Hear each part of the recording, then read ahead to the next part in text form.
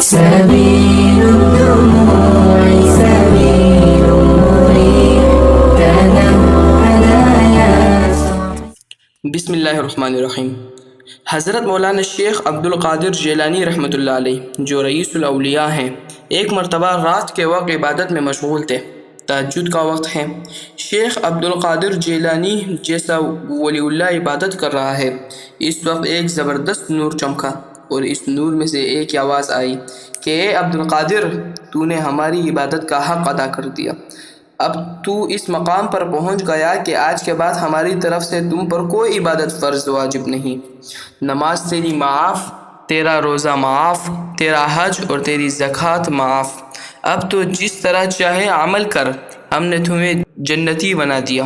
شیخ عبدالقادر جیلانی رحمۃ اللہ علیہ نے سنتے ہی فوراً جواب میں فرمایا، مردود دور ہو جا، یہ نماز حضور اقدس صلی اللہ علیہ وسلم سے تو معاف نہیں ہوئی، آپ صلی اللہ علیہ وسلم کے صحابہ کرام سے تو معاف نہیں ہوئی، مجھ سے کیسے معاف ہو جائے گی؟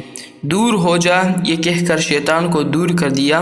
اس کے بعد ایک اور نور چمکا جو پہلے نور سے بھی بڑا نور تھا۔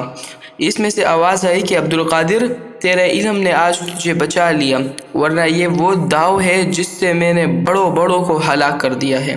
اگر تیرے پاس علم نہ ہوتا تو ہلاک ہو چکا ہوتا۔ حضرت شیخ نے فرمایا کہ مردود دوبارہ بہکاتا ہے، میرے علم نے مجھے نہیں بچایا، میرے اللہ نے بچایا ہے۔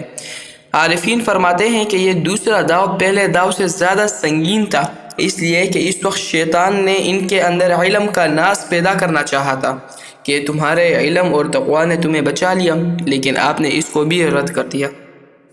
ایک دوسرا واقعہ سناتا ہوں۔ ایک بہت بڑے بزرگ اور محدث گزرے ہیں، حضرت عبدالرحمن بن ابی نعم رحمۃ اللہ علیہ۔ ان کے زمانے میں ایک شخص کے دل میں یہ خیال آیا کہ میں مختلف محدثین، علماء اور فقہ اور بزرگان دین سے یہ سوال کروں گا کہ آپ کو یہ پتہ چل جائے کہ کل آپ کی موت آنے والی ہے اور آپ کی زندگی کے صرف ایک دن باقی ہے، تو آپ وہ ایک دن کس طرح گزاریں گے اور کن کاموں میں یہ دن گزاریں گے؟ سوال کرنے کا مقصد یہ تھا کہ اس سوال کے جواب میں یہ بڑے محدثین، علماء کرام، بزرگان دین بہتر کاموں کا ذکر کریں گے اور اس دن کو بہترین کاموں میں خرچ کریں گے۔ اسی طرح مجھے بہترین کاموں کا پتہ چل جائے گا اور میں آئندہ اپنی زندگی میں وہ بہترین کام انجام دوں گا۔ اس خیال سے انہوں نے بہت سے بزرگوں سے یہ سوال کیا۔ اب اس سوال کے جواب میں کسی نے کچھ کہا اور کسی نے کچھ کہا، لیکن وہ شخص جب حضرت عبدالرحمن بن ابی نعم رحمۃ اللہ علیہ کے پاس آیا اور یہ سوال کیا تو آپ نے جواب میں فرمایا کہ میں وہی کام کروں گا جو روزانہ کرتا ہوں، اس لیے کہ میں نے پہلے دن سے اپنا نظام الاوقات اور اپنے معمولات اس خیال کے سامنے رکھ کر بنایا ہے کہ شاید یہ دن میری زندگی کا آخری دن ہو اور آج مجھے موت آ جائے۔ اس نظام الاوقات کے اندر اتنی گنجائش نہیں ہے کہ میں کسی اور عمل کا اضافہ کر سکوں۔ جو عمل روزانہ کرتا ہوں آخری دن بھی وہی عمل کروں گا۔ یہ ہے اس حدیث کا مقاصد۔ موتوا قبل ان تموتا۔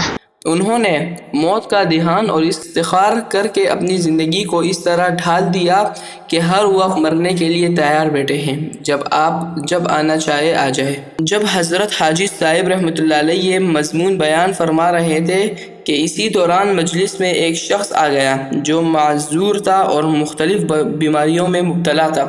وہ آ کر حضرت حاجی صاحب رحمۃ اللہ علیہ سے کہنے لگا کہ حضرت میرے لیے دعا فرما دیں کہ اللہ تعالیٰ مجھے اس تکلیف سے نجات دے دیں۔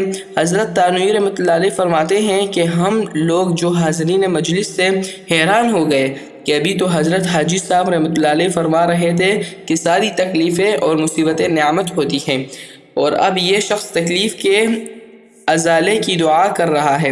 اب حضرت حاجی صاحب رحمۃ اللہ علیہ اس شخص کے لیے تکلیف کے ازالے کی دعا کریں گے تو اس کا مطلب یہ ہوگا کہ نعمت کے ازالے کی دعا کریں گے۔